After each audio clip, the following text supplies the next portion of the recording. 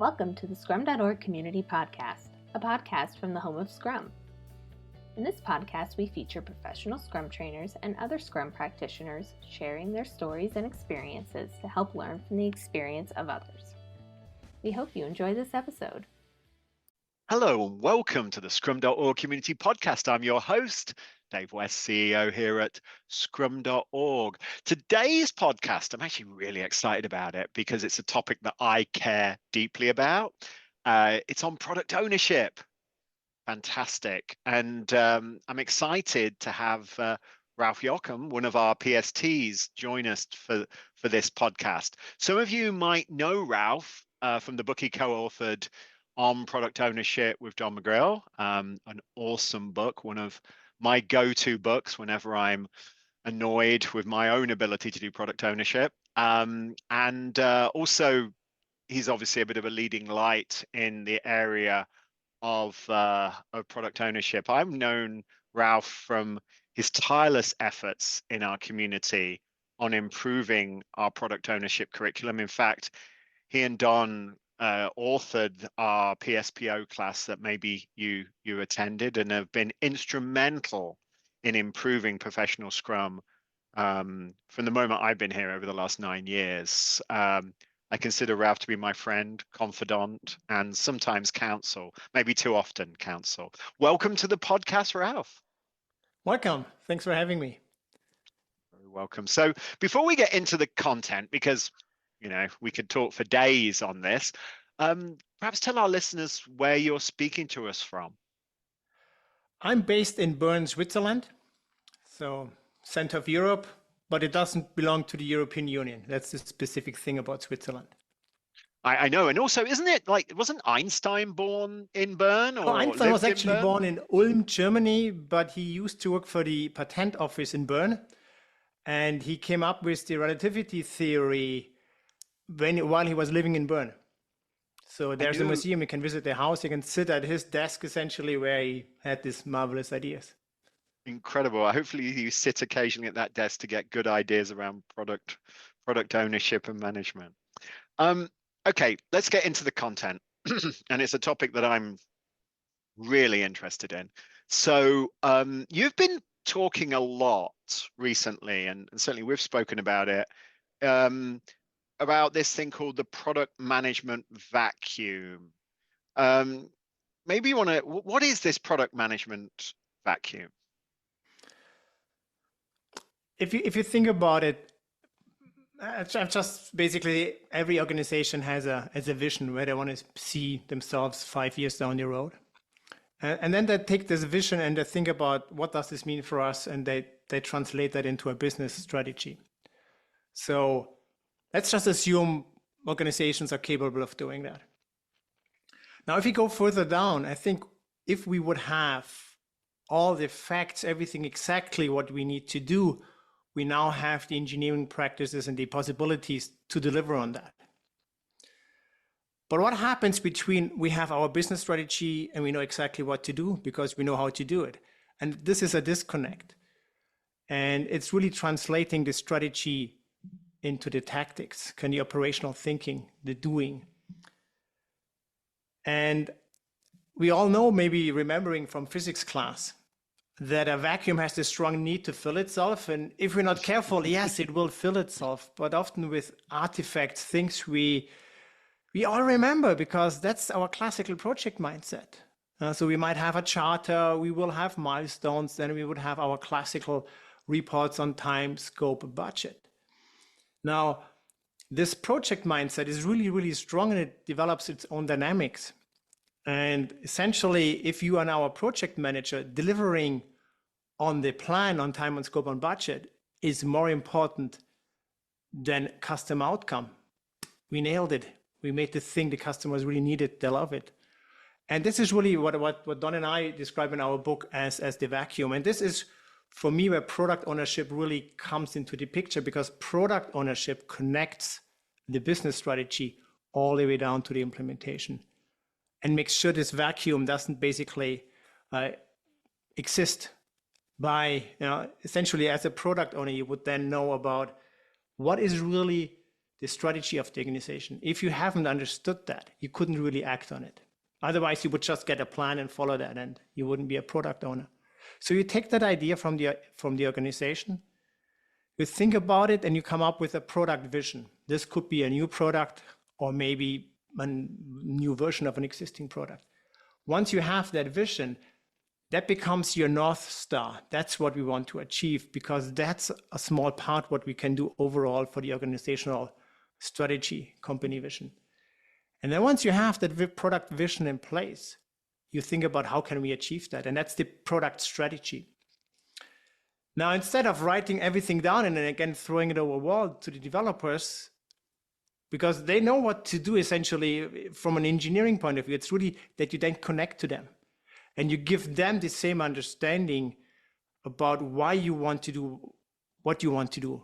And once they have that understood, and in Agile, we all know that self-organization, self-management is a really important aspect. And once they have understood that, they can start to act on it on their own, because now they have the understanding to do that. So what I often like to call the cognitive alignment, so that we really kind of on the same understanding. Because an example I often bring is like, close your eyes and think about a tree. Now I see a big oak tree, which basically was growing in the street when I was a child. Now everybody sees another tree, and that's the cognitive ballast we bring to our work. And we have to really talk about this and get this understanding lined up correctly. And that's kind of, this is what I really think about. This is product ownership, all about taking the idea from the organization, thinking about it, translating it from the strategies into operational tactical things, and then working closely with the developers so that they know what they should be doing. But hang on a minute, Ralph. I just need to. So organizations, classical organizations, maybe we would say today, the ones that haven't gone through this transformation, aren't product oriented. They take a strategy, and then there's this 6 months of ridiculous, like lots and lots and lots of meetings. In fact, I was in Switzerland, not unfortunately, and I was in Geneva. And I was chatting to a guy that runs supply chain for a large consumer packaged goods organization. And he says, well, our planning process takes 9 months, 9 to 12 months. And it starts literally, the next year's planning, the next horizon's planning starts actually while we're still in planning for the previous horizon. And we're in this continuous planning process, etc. And we horse trade, and it's all about resources and what can we do. Are you proposing do we still do that big, like 9 months of horse trading, or is it a little bit simpler now in this product to fill this vacuum, as it were? Yes, so there's a totally different thinking behind an Agile. And I think this is where most organizations really struggle. They want to have the benefits of Agile. Like, I have this big biceps and my 6-pack, but I don't work out. And you really, to get there, you need to change the way your organization is really thinking and acting on that. And essentially, in a classical way, what you just described is the organization is often broken down into functional silos. So we have maybe a strategy department that come up with something, and then they pass on some documents to the next department, they work on that, and they pass it on to the next one. Now, this is really a lossy process. Information gets lost along the way, understanding gets lost along the way. And I think we all remember maybe the telephone game when we were children, like, it just passes 10 kids and suddenly the message is something completely different. So there's information loss, and this is what we really want to change in the way we work in Agile. Instead of being driven by activity, where essentially the batch size is everything. So we plan everything, and then we analyze everything, and then we design everything, and so on. We want to turn this by basically 90 degrees and just say, no, what is the first most important customer outcome we should aim for? Maybe even talk to the customers. Is this right? Would you think that would be not okay for you? And if they give us the thumbs up, then we think about how can we demonstrate that functionality? And we would do a little bit of everything, a little bit of strategy, a little bit of analysis, design, implementation, testing. And then this is where essentially the feedback loop in Scrum comes into the picture, because then in the sprint review, we could show working product instead of just, oh, this is a document. Is this good? It looks nice. Yeah.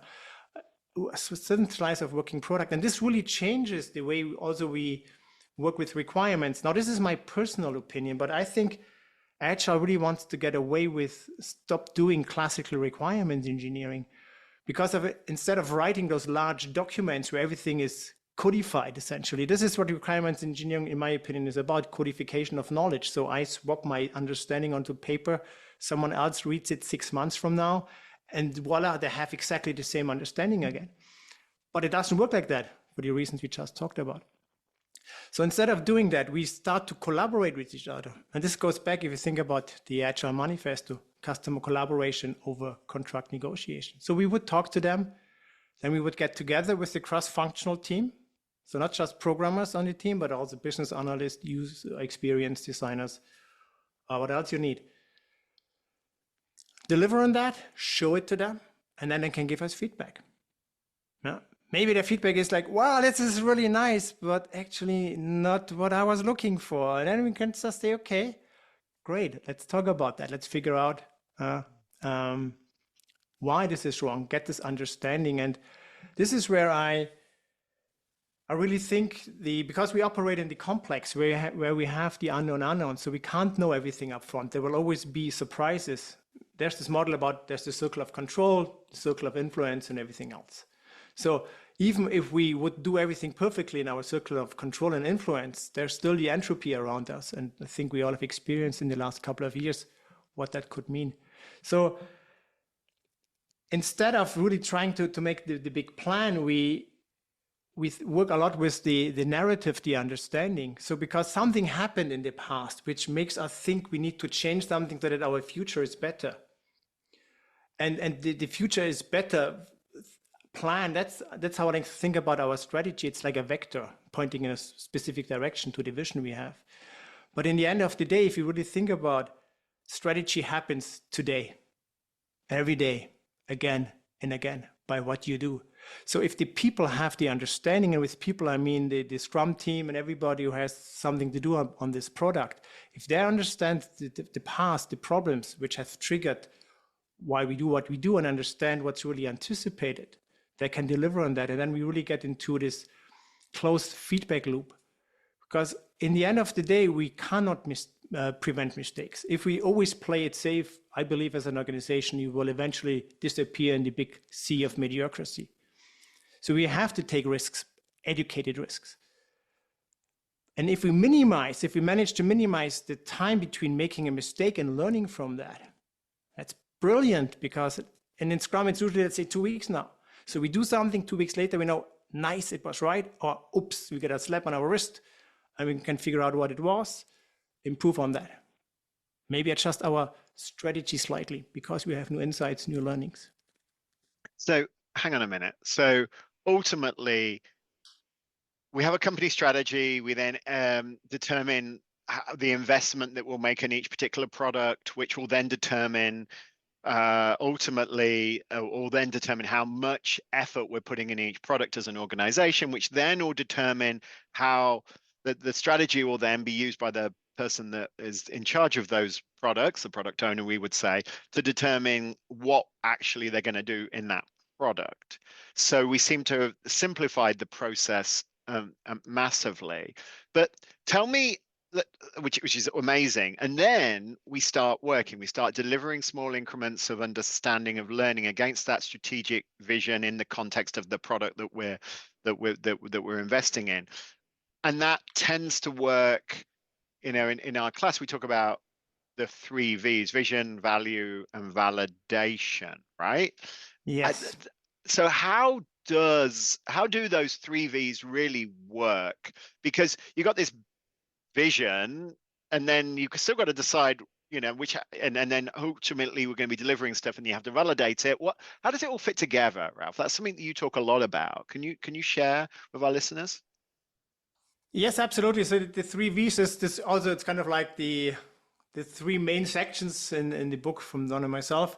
So vision is really about what we want to achieve. I always believe, and I think this is a nice thought to have, because with the work we do, we make someone's lives better. And if it's just 5 clicks less, their lives has improved in that regard. Maybe they can get home earlier and see their children or something. So whatever we do should have a positive outcome for someone. Yeah. And that's the vision we want to achieve. And the vision is then basically, if you work as a product owner, that is the vision of the product you want to implement. Now, the value is really kind of where, think back to the product management vacuum, because this is really where we want to find out what is the most valuable thing we could be doing right now.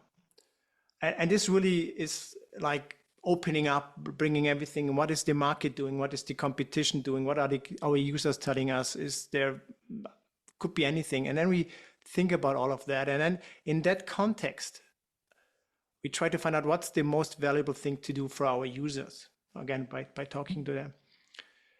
And essentially, then we go ahead and we deliver this small increment of product. I like to think about it of those vertical slices.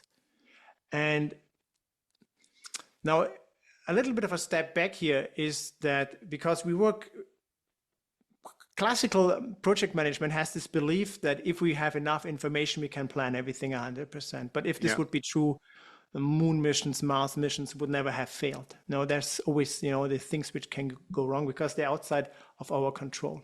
Yeah. So it's just a reality. And because of that, a linear approach, a defined approach will never really work in those environments. And that's where we want to work with an empirical approach. And empirical approaches, they work through feedback loops, guided by experimentation and learning. And that is what we need to leverage. And I don't want to go too much into complexity theory right now, but in complexity theory, there's this concept of an enabling constraint. So an enabling constraint doesn't prevent accidents or bad things to happen. It's like a rail guard, like a car. If you swear off the road and there's a rail guard, you don't hit the tree, you don't die, you just have a wrecked car. And the same thing we can think about enabling constraints. What can we set up in our organization that while we take some risks, that if something goes wrong, we don't really kind of hit the tree essentially. And what this means is the vertical slice, this slice of functionality, this increment is really a powerful enabling constraint because this thing proves that our engineering process is working, that our integration processes are working, our testing processes are working, our people are able to collaborate with each other. On the other hand, we can also then show it to our end user and ask them, is this what you have been looking for? And they can give us feedback on that. And if all of this is yes, yes, yes, then we're in a really good position. And if you think back to one of the principles in the Agile Manifesto is working product is the only measure of progress. And guess what? We have working product every single sprint. The choice that you mentioned value, right? It's about making choices. The problem I have often is, I have a clear vision for Scrum.org, usually, not always clear, but usually it sort of becomes clearer. And then I have a bunch of things that we can do to deliver against that vision. And how do you understand about value? How do you measure value? How do you identify value? Is it really Is it really a gap? You talked a little bit about, hey, it's going to make somebody's life a little bit better, but how does that really work? I'm with you here right now, and you know what? When I talked before, I didn't answer that because that would be the 3V, the validation. How do we know that we did it right? So once we have decided, committed on doing something, the next thing is how would we know that we have been successful?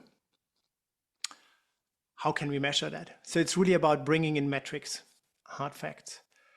And this is the validation. There's one of the things which Scrum.org developed, which I really like, and it's EBM, evidence-based management. How can I bring in the evidence that my decisions were right?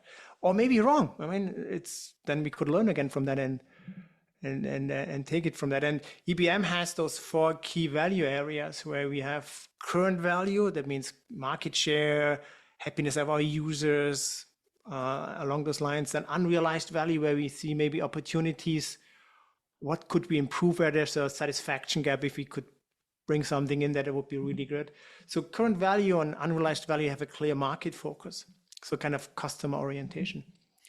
And then there are 2 other ones, which I think many organizations don't really value enough. Because one is ability to innovate. How innovative can we really be?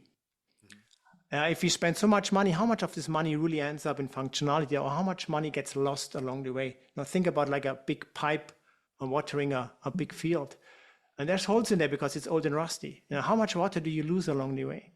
And this is what I just mentioned when you talk about, good test automation, good integration system, build pipelines, all of those things. If they prove your engineering, your wiring underneath internal capabilities is working right. And another one, the fourth key value area, is time to market. Let's say we have the world's best idea since sliced bread. How long would it take until the customer has it in their hands? And this is really, now if you have a classic organization, you just mentioned, well, we work 9 months along those lines, and this is how we do it. And if you have the world's best idea, you look at 9 months, maybe a little bit more. But in an agile environment, we can pivot and just say, wow, this happened. The competition launched that, we need to act on that. Okay, we sit down, we come up with an idea a couple of days later, and then we start acting on that, delivering this other vertical slice of functionality, make sure it's right, and then we can ship it. And that's really, in my opinion, what business agility is all about. Yeah, I mean, ultimately, the very name, right? A business agility, it's about being able to respond rapidly to the environment in which you're in, and the evidence-based management, those measures that you described, the KVA, KVM, in particular, are really good ways of getting that cycle going. But it unfortunately requires a level of discipline in the organization to start capturing those things and talking about those things, which can be really, really hard. One thing that I've seen a lot recently is the trend in OKRs and goals. One way of trying to pair goals with measures, which is what OKRs ultimately are about. And there's so how does goals, how important are goals in terms of setting this journey in motion and making it actually executable by the organizations and by the teams? I think they're really important. I'm a big fan of OKRs, assuming they are done right in the way they have been originally described. Because this is our orientation, because if we don't have a clear goal, we just do busy work. And it looks good because people are running around doing a lot of things, but it's not directed. Now, and this is the thing about having a clear vision about the product. I think that's really important. And then in Scrum, we would have the next smaller goal, a product goal, let's say 4, 5, 6 months down the road. Now in July, I would like to have this and this in place. And again, that's something we can put our teeth in, and this is what we want to achieve. And along as we go there with regards to our sprint goals, and as we all know, a sprint goal should always describe an outcome, never just be a long shopping list. So if we achieve this outcome, or then we would know we achieved it, yes or no. And then if we know yes, great, then let's look for the next one. And then we do this until we achieve the bigger goal, the product goal, and we keep on doing this from product goal to product goal until we reach our vision. And by doing this, we get this measurability, and in the PSPOA training, we talk about something what we call the product wall. It's like this dashboard where all crucial information from our product we're working on is visible. And this is, you bring in EBM, you bring in your impact map, your users, story, kind of all of that together. And then you have this one stopping place where you could put anyone in front of just say, this is what we're doing right now. And these are the things we are looking for. And this is how we measure. And right now we are here. And Agile is also about creating transparency. And I think this is really beautiful transparency, because then people should hopefully have the impression, wow, these guys are good. They know what they're doing. I think my money is well invested. And maybe they'll have some feedback as well. I do remember I at Task Talk, when I was running product there, we had a product wall in Confluence, and we the great thing about it was when I wheeled it out is I'd get feedback, like particularly from Mick Kerson, Neelan Chusky, some of the key stakeholders. Never a VC, they never gave feedback. They just said, why is there no more sales? But and it was really, really good, because, and sometimes it was a little embarrassing, because I'm like, why didn't I ask that before? So having that thing can be incredibly useful for it. And and I guess all of what we've been talking about, Ralph, is product ownership and product owner, right? So Yeah, this person, it's a very, very, and I'm a little biased here, so I apologize, but it's a very, very crucial role to navigate this transformation in this age where complexity is much higher and digital provides us with this ability to do things much quicker and much better. So what is the role of the product owner in this?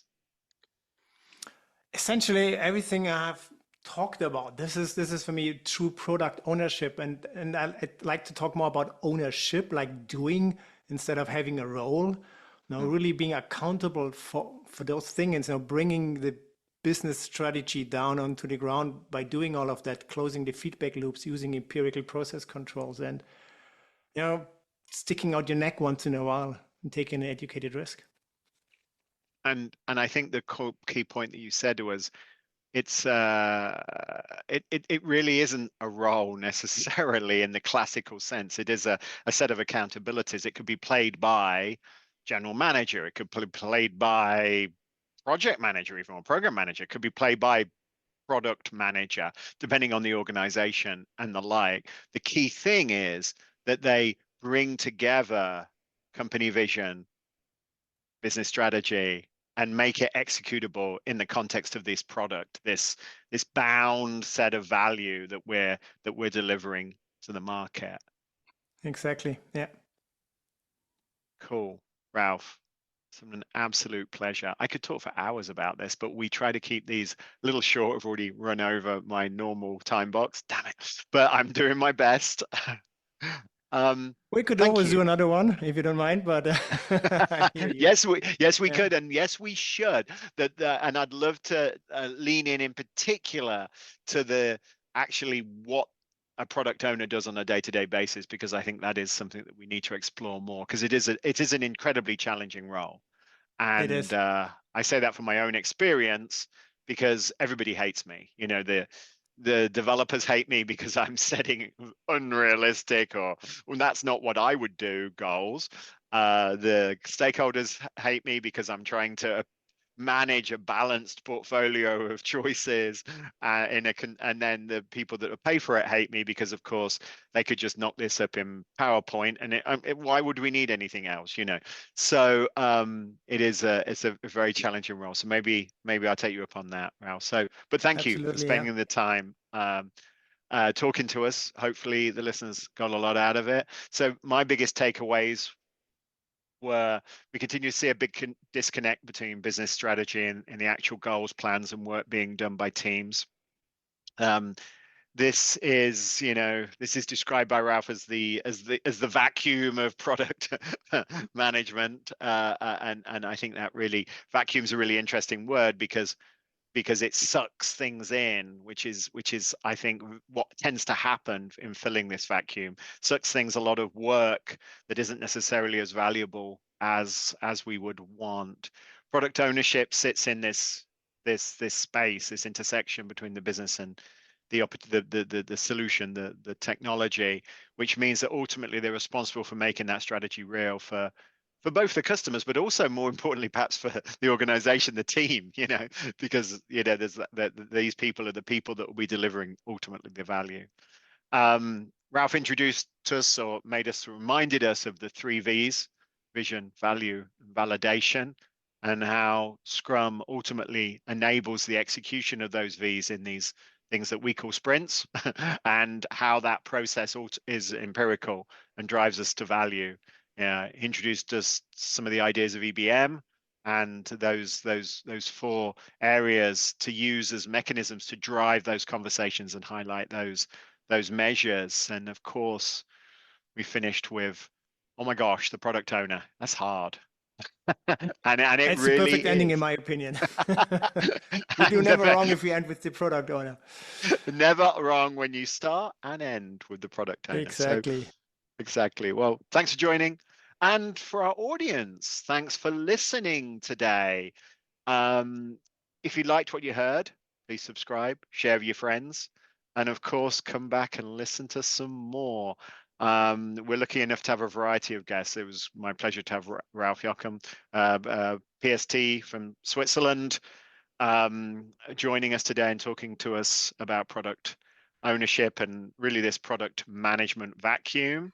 But there's also many other things that you can hear on this series in the areas of professional Scrum, product thinking, and of course, agile. Thanks for listening, everybody. Hopefully, you're going to hear me again in the future. And Scrum on.